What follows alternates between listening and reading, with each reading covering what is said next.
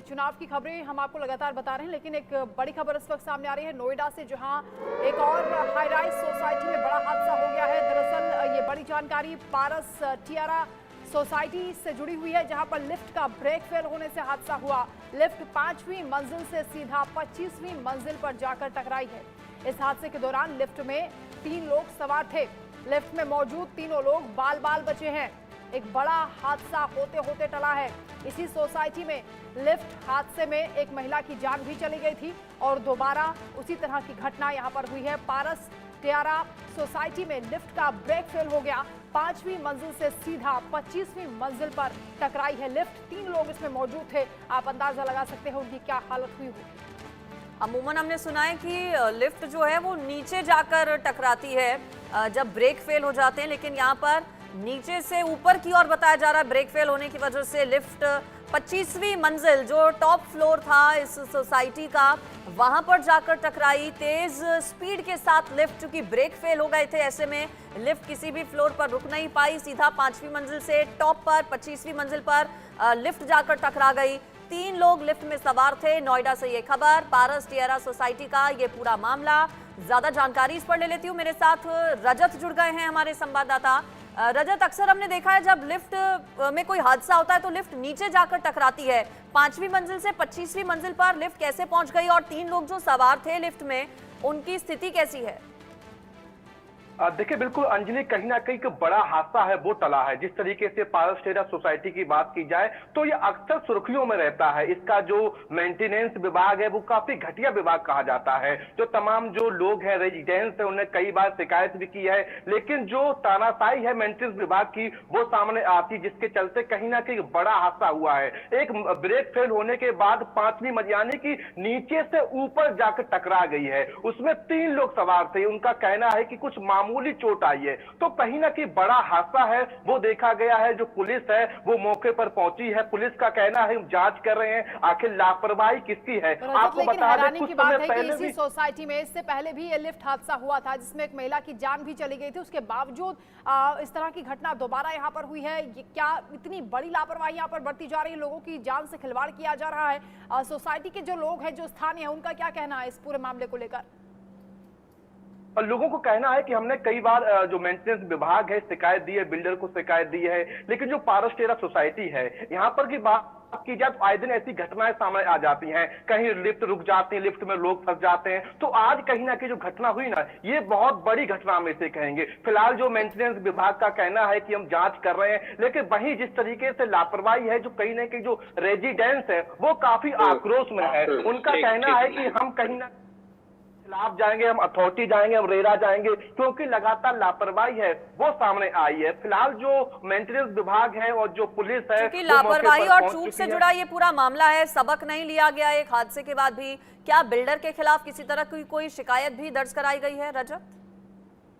इससे पहले भी कई शिकायत हुई हैं। ये कोई नया मामला नहीं है नोएडा का। चाहे ग्रेटर नोएडा की बात की जाए, हाई राइज सोसाइटियां हैं, मोटा मोटा मेंटेनेंस वसूला जाता है, लेकिन जब जिम्मेदारी की बात होती है ना तो ये लोग पीछे हट जाते हैं। तो कहीं ना कहीं जो रेजिडेंट्स उन्होंने शिकायत दी है 142 थाने में। पुलिस का कहना है कि हम शिकायत दर्ज कर ली है और अब जांच कर रहे हैं आखिर लापरवाही किसकी है, क्या किसकी लापरवाही की एक बड़ा हादसा है वो होने से टला है। तो कहीं ना कहीं बिल्डर है जो कि अपने जिम्मेदारियों से हटता है। जो अगर मेंटेनेंस विभाग अगर सही से काम करता तो कहीं ना कहीं इतनी बड़ी घटना जिसमें 3 लोग सवार थे, उनका कहना है कि उन्हें काफी चोट भी आई है। तो ऐसे में कहीं ना कहीं लापरवाही है वो सामने आई है। पुलिस का कहना है कि हम जांच कर रहे हैं, अथॉरिटी भी कह रही है हम जांच कर रहे हैं, लेकिन आखिर जांच के बाद कार्रवाई क्यों नहीं होती है, मामले पर लीपापोती क्यों हो जाती है, वो बड़ा सवाल खड़ा हो रहा है। लेकिन जो रेजिडेंट भी यहाँ लोगों की ओर से किया गया है, और पुलिस का क्या कहना है? क्योंकि इससे पहले भी जब घटनाएं हो चुकी हैं और शिकायतें भी दर्ज हो चुकी हैं, तो बिल्डर के खिलाफ एक्शन लेने से परहेज क्यों? देखिए, बिल्कुल बड़ा सवाल खड़ा हो रहा है। आखिर इससे पहले भी एक घटना हुई थी, लिफ्ट गिरी थी, उसमें एक महिला की मौत हो गई थी। उस दौरान भी काफी प्रोटेस्ट हुआ था, लेकिन फिर भी जो मेंटेनेंस विभाग है वो लिफ्ट का सही जो कह सकते हैं उसका मेंटेन नहीं करता है। तो ऐसे में कहीं ना कहीं जो मोटा जो कह सकते हैं मेंटेनेंस है वो वहाँ का जो रेजिडेंस है वो देता है, उसके बावजूद भी आखिर वो लिफ्ट का मेंटेन क्यों नहीं किया जा रहा है, वो तमाम सवाल खड़ा हो रहा है। इस बार कहीं ना कहीं जो रेजिडेंस है काफी विरोध प्रदर्शन हुआ, मौके पर पुलिस पहुंची, उसने शांत कराया है। फिर भी जांच की जा रही, पुलिस का कहना है आखिर किसकी लापरवाही है, उसको नोटिस दिया जाएगा। जो लिफ्ट है, लिफ्ट की कौन सी टेक्निकल प्रॉब्लम्स हुई है उसको सॉल्व कराया जाएगा। साथ ही कहीं ना कहीं लापरवाही के चलते जो 142 थाना पुलिस है उनको एक शिकायत मिली है। क्योंकि आए दिन ये लिफ्ट हादसे हो रहे हैं, लिफ्ट हादसे की वजह क्या बताई जाती है, किस तरह की टेक्निकल दिक्कतें आती हैं जिसकी वजह से हादसा हो जाता है? क्योंकि कई बार लिफ्ट में बच्चे भी फंसे होते हैं, उन्हें नहीं मालूम होता कि ऐसे अचानक से आए हादसे में या उस मोमेंट में क्या करना है। तो क्या बताया जाता है, एक्सपर्ट्स क्या बताते हैं उस वक्त घबराने के बजाय क्या करना चाहिए जिससे आप अपने आप को सेव कर सकें? देखिए बिल्कुल, वहां पर जब भी हम लिफ्ट के अंदर जाते हैं तो इमरजेंसी एक नंबर भी लिखा होता है कि जब भी कोई टेक्निकल प्रॉब्लम आ जाए तो इमरजेंसी नंबर पे आप कॉल कर सकते हैं, इमरजेंसी बेल बजा सकते हैं। तो कहीं ना कहीं वो प्रॉब्लम्स को सॉल्व करने के लिए सारे जो तकनीकी सिस्टम्स हैं वो होते हैं, लेकिन फिर भी आखिर जब रेजिडेंस जब रहता है, लाखों करोड़ रुपए जब एक फ्लैट के देता है, आप मेंटेनेंस लेते हो 4 से 5 हजार रुपए पर मंथ, वो मेंटेनेंस का पैसा किस लिए होता है? लोगों के लिए सेफ्टी के लिए होता है, जो या लिफ्ट में कोई प्रॉब्लम से उनको सॉल्व करने के लिए होता है। तो आखिर वो पैसा कहाँ जाता है? जब लोग सुरक्षित रहने के लिए फ्लैट में रहते हैं, उससे सब सुविधाएं मिल सकें, लेकिन ऐसे जब लिफ्ट में लोग फंस जाते हैं, अभी ग्रेटर नोएडा वेस्ट की बात की जाए, एक लिफ्ट में लगभग आधा घंटा तक लोग फंसे रहे। तो ऐसे में कहीं ना कहीं जो मेंटेनेंस विभाग को सबक लेना चाहिए। एक और ये जो सामने आया, कहीं ना कहीं सबक इससे लेने की जरूरत है। लेकिन पारस टिएरा, ये जो सोसाइटी है, बिल्डर कौन है, इस बिल्डर की और कितनी सोसाइटीज हैं, कितनी पुरानी ये सोसाइटी है? क्योंकि कई बार ये भी एक कारण बता दिया जाता है कि समय बहुत ज्यादा हो गया, हालांकि मेंटेनेंस वक्त पर ना हो पाना भी एक वजह निकल कर आती है सामने, किस तरह के हादसे हो जाते हैं। रजत, बिल्डर के बारे में बताइए, और ऐसी कितनी सोसाइटीज हैं इस बिल्डर की, और क्या वहां पर भी मेंटेनेंस के यही हाल हैं?